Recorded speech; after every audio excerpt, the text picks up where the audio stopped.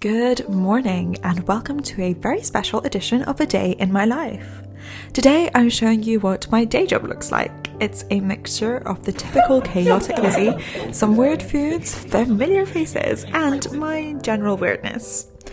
My mornings start at around 8 a.m, but I allow myself a lie-in with my laptop today because I almost forgot a deadline for a form from work last night, so I was up until very, very late. I finally get up, dressed and ready while checking my calendar for the day. I only book meetings in my calendar, so it's very, very easy to see where I need to be during the day. I love this dress, however, one thing that is so difficult about her is zipping the back. It has the thinnest zipper and it goes all the way to the top. So doing this every day is always a struggle. I am just trying to figure out the weather. It's bright, but yeah, it feels cold. I'm gonna have to wear a coat. Scarf, tube.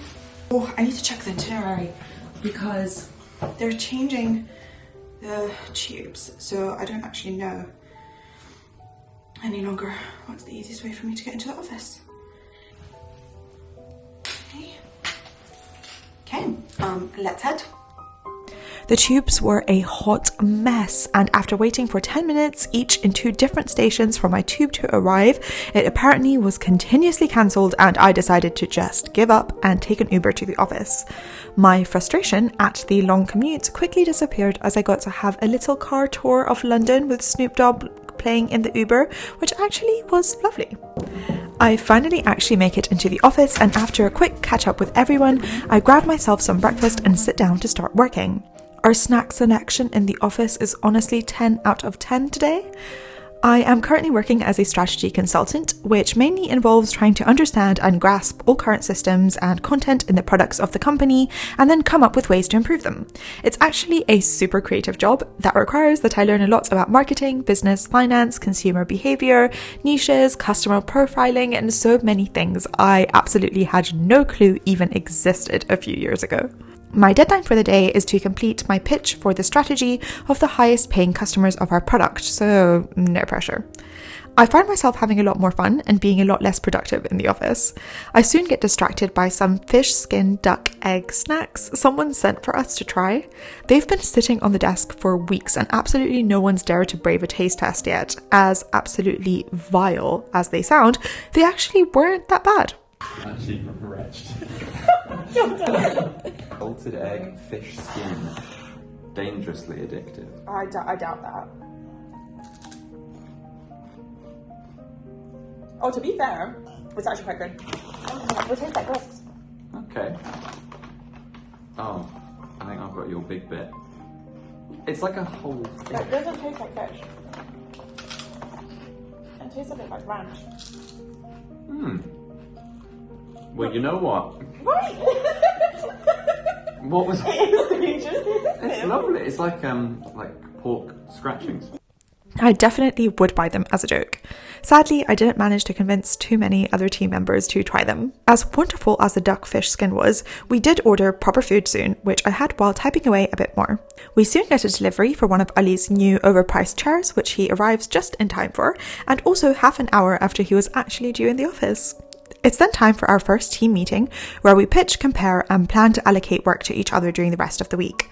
These meetings are 1.5 hours and quite content heavy, so I do find myself a fair bit less talkative towards the end.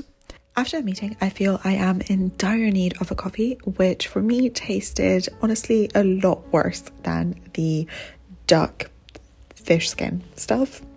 I follow up the call with a quick catch up with Sheen, as she also has a break on her end, and we fill each other in on our main work jokes and struggles of the day. So far, of course. I then have an interview with a potential personal assistant for myself. Being a one-man team has definitely worn me out, and now that I've launched my own course, I really regret not having thought of doing this sooner, so hopefully it does work out. After the meeting, I sneak back into the office to get work done, which was a very poor decision as Ali and David Perel are filming and I'm constantly distracted by the absolutely amazing life advice David is giving. I'm almost done with the executive strategy, so I head out to my penultimate work meeting for the night, my quarterly performance review, which is also what I almost forgot to complete the last night. The discussion is intense, interesting, inspiring, and exhausting, and we accidentally overrun into my next meeting, which I'm actually meant to be hosting. So I end up rushing to a feedback session.